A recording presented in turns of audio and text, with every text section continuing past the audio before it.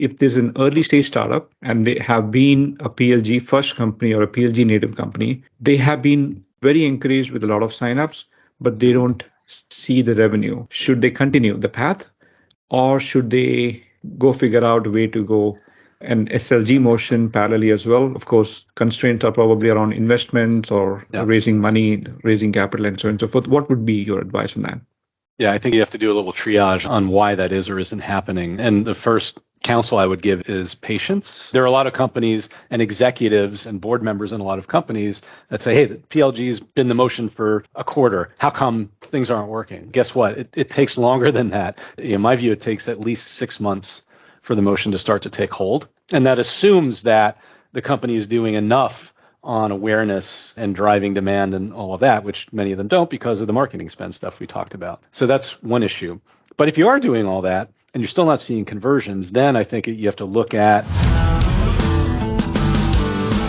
Good morning, good evening. Welcome to ThriveCast. On our today's podcast, we have the famed David Yockelson from Gartner, and we are here to talk about the trends and insights on the product-led growth. Before we jump into the topic, a little bit about our guest. David is a distinguished VP analyst and a Gartner fellow on technology go-to-market. Gartner, as many of you might know, is a wise owl helping businesses make smart decisions. I have been a client of Gartner in my previous companies for almost about 6 to 8 years now, so I've been very familiar with Gartner, although I am not right now a current client. I know some of you might ask, how did me and David meet?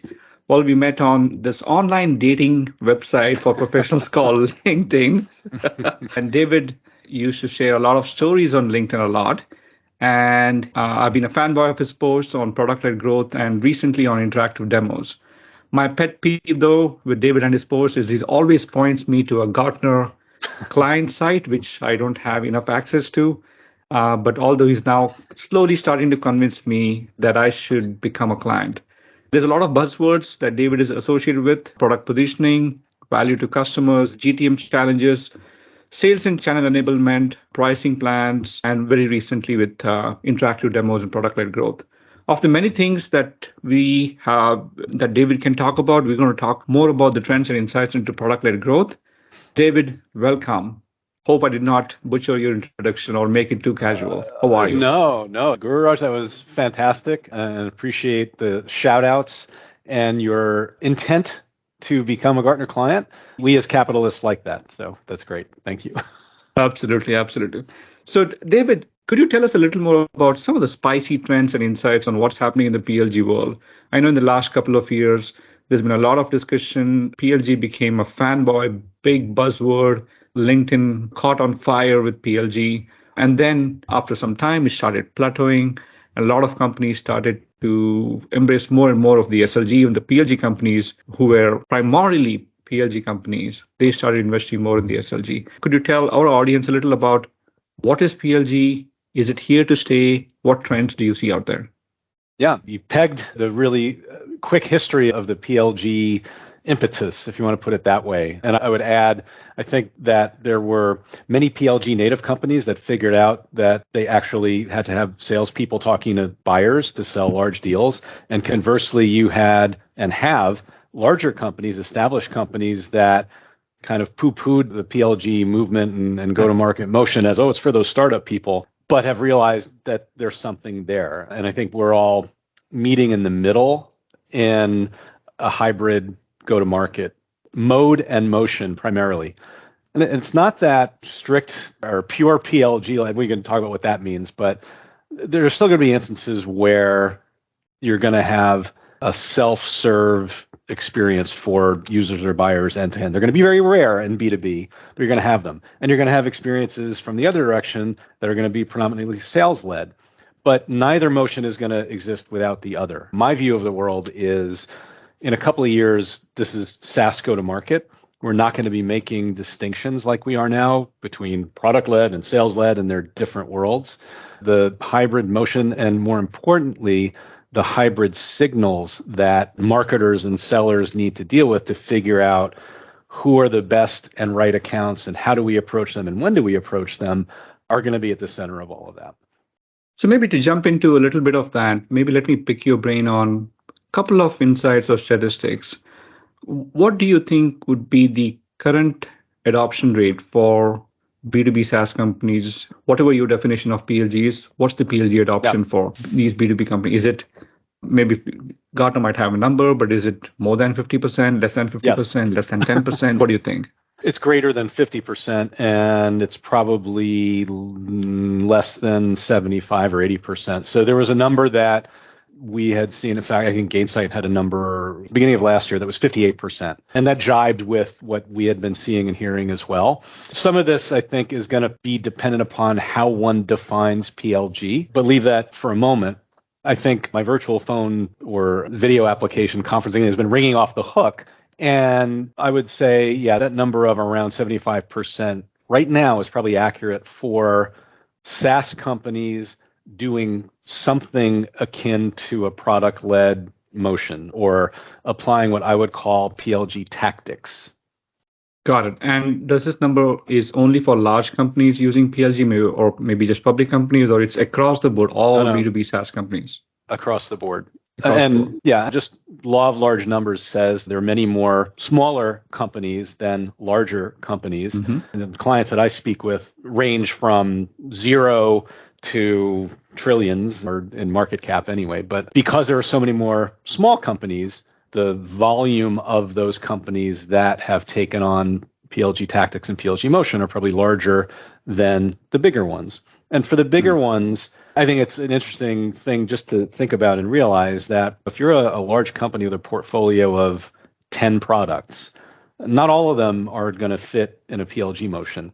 All of them may be able to benefit from PLG tactics and ways of reducing friction in the buying process and all of that.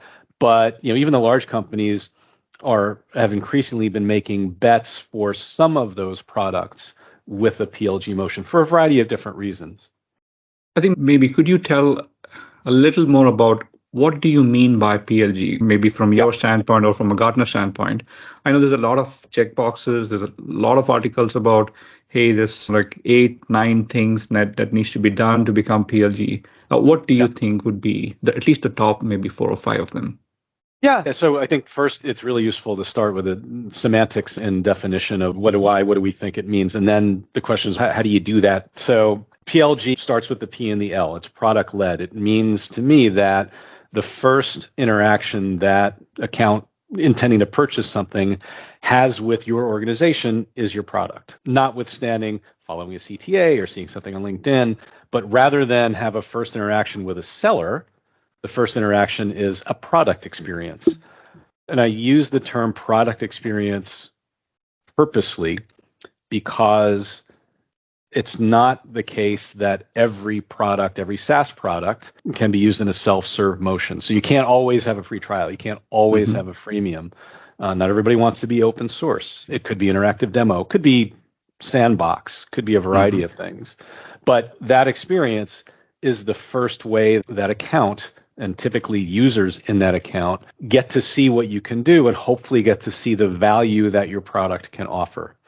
So that's my very basic definition. And then I'm going to give you the crummy analyst, it depends answer. So depending upon that product and audience combination that you have, how you or what you decide to do in the PLG motion will depend on whether you can make a free offer, a user or an account can see value in that free offer in a period of time, whether you've actually built the product in such a way that you can section off pieces of it for a gated freemium and on. So those are the basic components. Got it. Let me try to see if I've understood. What you're saying is that if a product is enabling the customers to find value in whatever mechanisms that it can display itself, could be interactive demo, could be free trial, could be freemium or sign up or self-serve, in whatever mechanism that it is. And that's one class of products which, that the customer, the buyer, does not have to talk to the sales guy, right? And they experience the value by doing any of these tactics, right? That's what you mean by what is PLG. And the businesses, of course, can run their own tactics on whether they want to have premium, free trial, reverse trial, or so many of them. Super. I think once we have established what is PLG and that percentage or the adoption rate seems to be decent if you consider all of these put together. Could you share a little more about, is this trend a trend of the users experiencing the value of the product without talking to sales? Is that here to stay? Is it a secular trend, or is it just a passing trend? It's here to stay, and I was making a note on what I thought would make sense next, and you introduced it perfectly. So it's really useful to think about this in terms of how buyers operate and how they want to operate. One side of this is the tech company or the SaaS company saying, I need to be in market and I need to get my product introduced this way and I need to go to market this way. We want to listen to buyers and how they want to buy. And we know, and I'm sure everybody listening to this has heard the stats, many of which come from Gartner, that say that people desire a rep-free experience. Nobody really wants to talk to a seller first.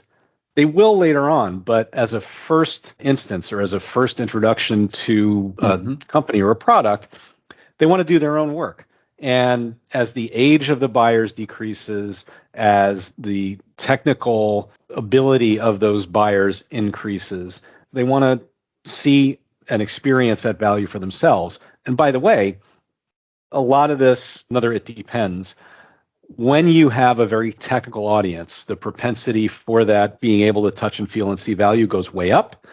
When you don't have a technical audience, it's not necessarily the same thing. However, when the deal sizes go up, then I guess a couple of things happen. One is you still want to win over user advocates through that first product experience, but you then have to be prepared also to shift that over to dealing with sales. So one part of this is, how do buyers want to operate? They want to operate without having to step through the weeks and months and handoffs and SDRs and BDRs and all of that. The second thing is that there are lots of SaaS products out there. There are a lot of very similar sounding SaaS products out there. It's really hard to get the attention of buyers. And I would argue that with rare exception, it's going to be near impossible to get buyer attention strictly in a sales-led, top-down kind of a motion. I talk to so many companies that say, yeah, we want to go after the CEO or the CRO or the CMO.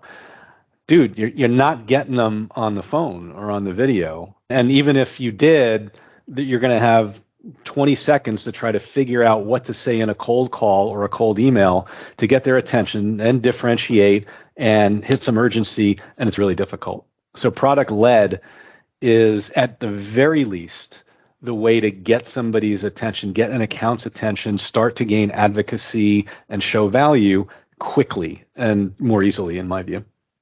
So I'm trying to probably over-trivialize it in my head. What you're saying is awareness and acquisition are really good candidates for PLG motions, but for non-technical audience who may not necessarily be able to go activate by their own, or for that matter, convert their own, or they may not understand the value of their own, that's where humans come into play. That's where sales-led might come into play. I think particularly when you get to large deal sizes, if you look at some of the PLG poster children's success stories, you see very collaborative, very business user-oriented kinds of things. Slack, Figma, Miro, all of those. And they've been PLG success stories, but it's one thing to gain the user advocates. And low code is another area where it has its own built-in virality. It spreads like wildfire. But at some point, either the size of the deal that the vendor wants to close is big enough, or the application becomes critical enough or noisy enough that another entity that isn't the user says, hey, I need to control this. That's when it has to shift out of strictly self-serve and product over to, now we need a seller's intervention to do a variety of different things, explain the value, help build a business case, reduce risk, make sense, all of that. And I'll add one more thing to that. I'm sorry, just before I think it's interesting to note that there are, I think the number is somewhere around 67 to 70% of all tech purchases have regret associated with them. And I love to juxtapose that with the 70+% of buyers that don't want to deal with sellers first and want a rep-free experience. Those two things don't go together. So there's value in the rep experience, but it has to be at the right time with the right information and helping the buyer, an exclamation point, along at that point when they're ready. That makes sense. I think to the listeners, we'll probably add show notes to the PLG penetration. I know OpenView and Kyle Poyer have put in a lot of effort into which industries, which personas prefer more of a PLG versus SLG. We'll talk about that. This is new to me. 70% of the buyers have a regret, and maybe that's why they want to probably try out, buy small before they buy big. So this is new. And maybe, David, if you can share something offline and we can add it to the show notes as well. Sure. Here's a follow-up question, David. If PLG were a great tool for maybe acquisition, awareness, but yet, if you look at the SaaS metrics across the board, if you look at the S&M spend, especially at large public companies or even large private companies in Series B, Series C and above, their S&M spend is constantly now increasing. Growth is decreasing. Does that indicate that most of the larger SaaS or tech companies are focused on acquiring customers through SLG? Why is the spend increasing so much? What's the divergence then? So we saw last year the marketing budgets decrease 1 to 2 percentage points. I think prior to that, the average that we had seen was marketing spend anyway, 8.5% of revenue. So it went down. We think it'll recover. First of all, we can have a lengthy discussion about how well or even if most tech companies appreciate marketing and whether the marketing organizations do a good job at defending the spend and showing ROI and all of that. But if you think about the last couple of years, it's been really hard to find your buyer. Nobody's in an office, much more competition, need to drive awareness, all of those things. It's also reflected in a lot of the calls that I get that aren't just about marketing, but about, hey, our sales cycle is this long. It needs to be that long. How do we fix that? Or we've got N different accounts in the funnel or in the loop if you're a PLG company or whatever, and they're not converting. How do we fix it? You can throw budget awareness. You can throw budget at the vehicles that you can use to try to get people to convert or get them to the meeting or all of that. But, and this is where I think PLG tactics come in, by the way, not just for new customer acquisition, but for expansion and growth for existing customers. Yep. We should talk about that in a second. Interactive demo technology that you mentioned that I look at, to me, that everything is a nail and that's the hammer, because I think it's technology that helps sales-led companies that can't have a free trial show off the value of their product. It helps PLG companies get people into free trials when they have them. It helps drive engagement within the free trials, a variety of other stuff. That kind of thing is where I certainly think we're going to see more spend. And then there's the whole world of Gen AI and how it helps go to market and which aspects of go to market and does it drive efficiency. And there's obviously spend there as well. Yeah. So maybe for some of the day, we can keep the marketing, the SaaS growth, and all the interactive demos. Coming back to a topic on the trends and insights on PLG, do you see, in the interest of time, maybe let me ask you a few questions, maybe in a rapid fire. Do you see that PLG being used mostly for, if it's a new early stage startup, is PLG the de facto that you're seeing out there in the market? Yes, no?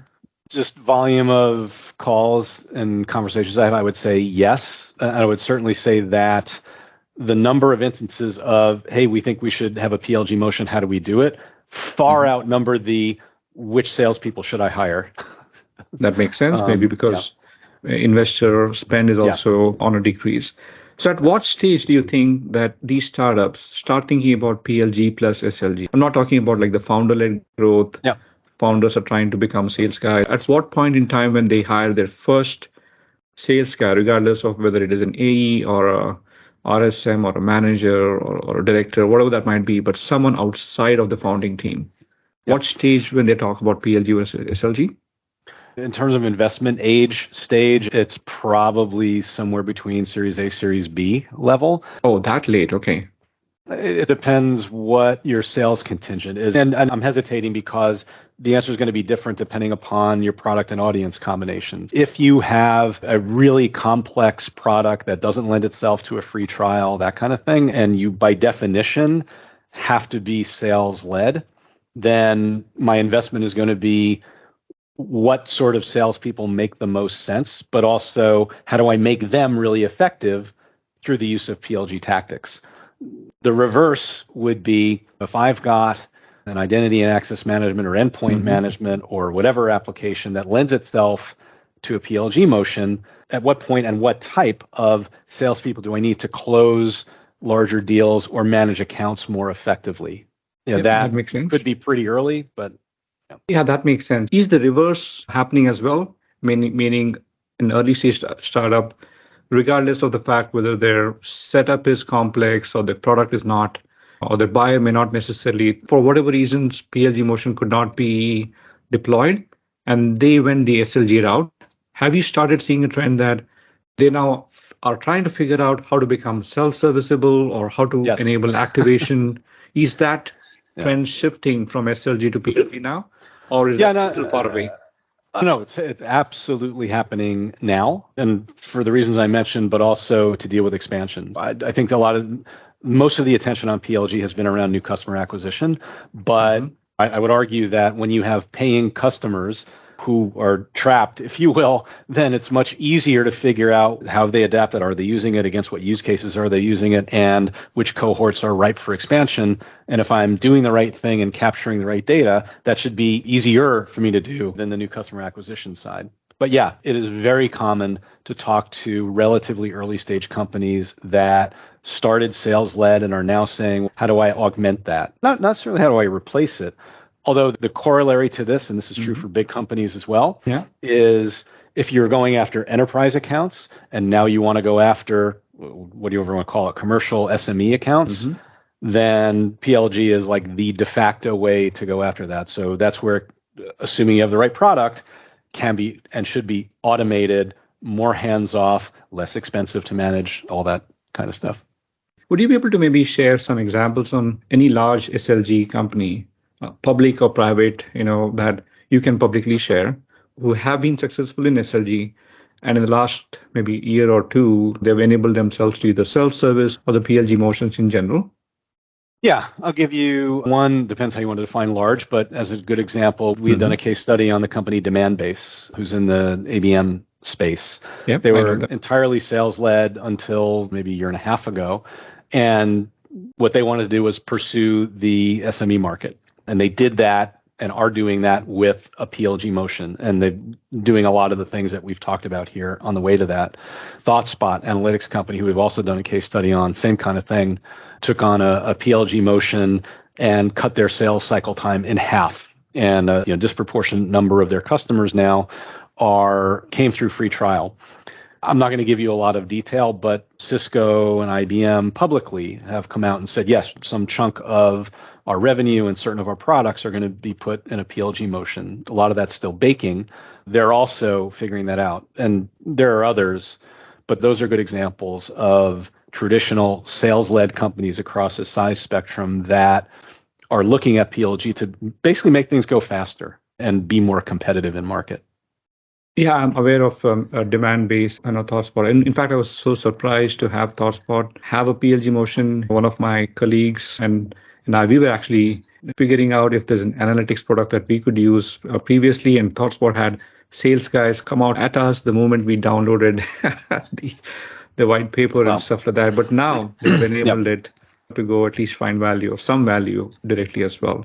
Let me do a few more rapid fire questions. Okay, maybe this next question is about PLG versus self-serve.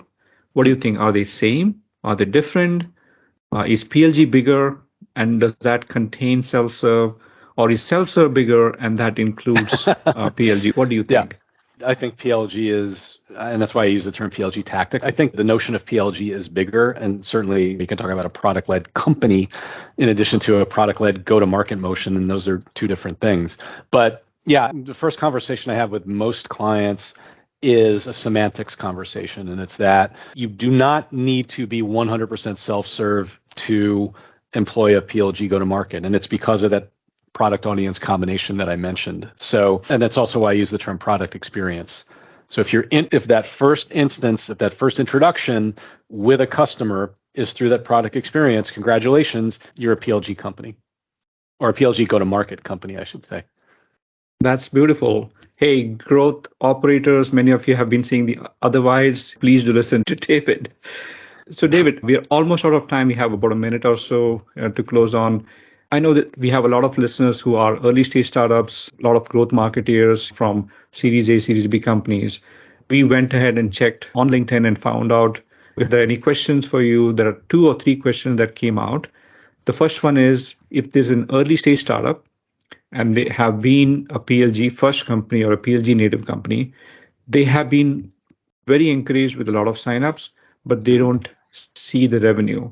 Should they continue the path or should they go figure out a way to go an SLG motion parallelly as well? Of course, constraints are probably around investments or raising money, raising capital, and so on and so forth. What would be your advice on that?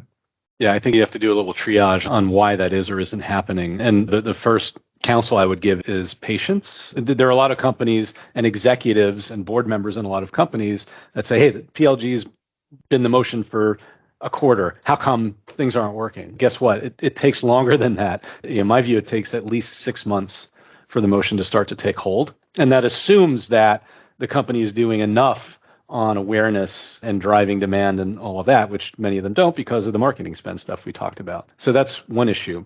But if you are doing all that and you're still not seeing conversions, then I think you have to look at what do you know about the people that are in the trial, in the freemium or open source or whatever. Do you know what they're doing? Do you know when they're doing it? Are they seeing value?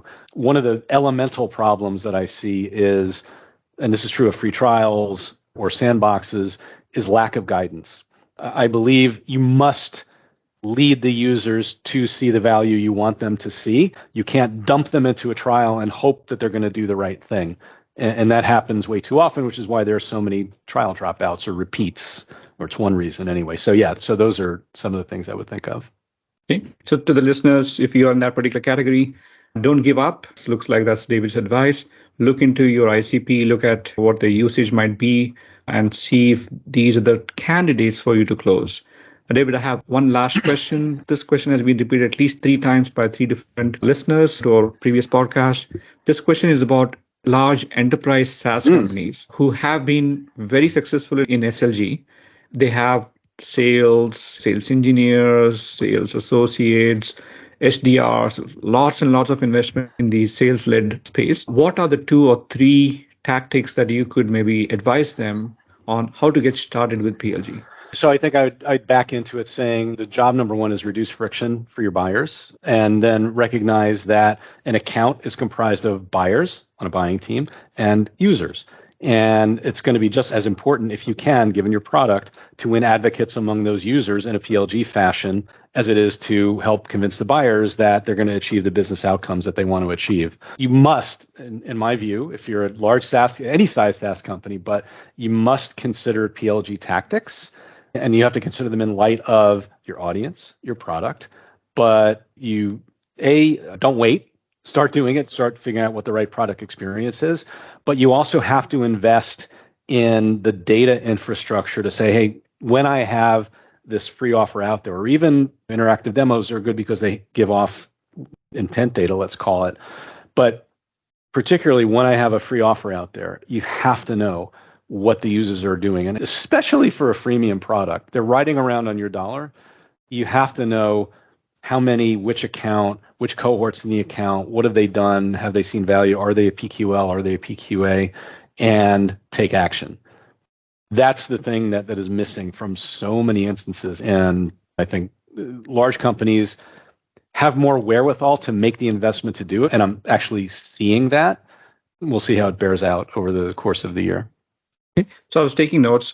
So maybe these 3 or 4 things you're advising, right? The first one is figure out how you can bring value to self-serve customers as long as you're able to bring them to your portal. Could be interactive demos, could be some kind of free trials, freemiums, and so forth.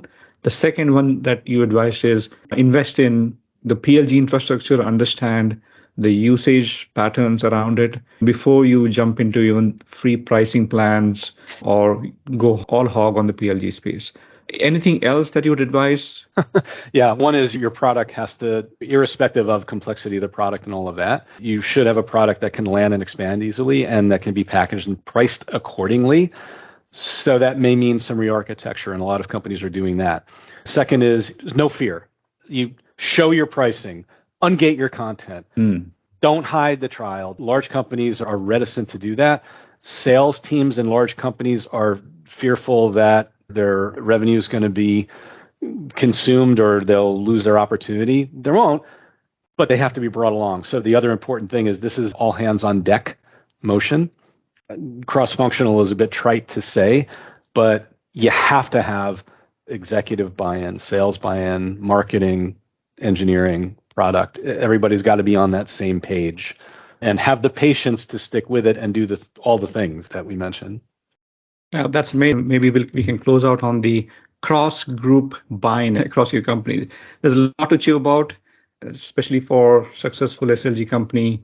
And maybe we can do a follow-up sometime, David, around how to essentially transition from PLG first or PLG native to add SLG maybe sometime later, a couple of months later, we can probably do a follow-up. But thank you, David. It's been a wonderful learning experience on this particular podcast, and keep sharing a lot of insights on LinkedIn as well. Thank you so much.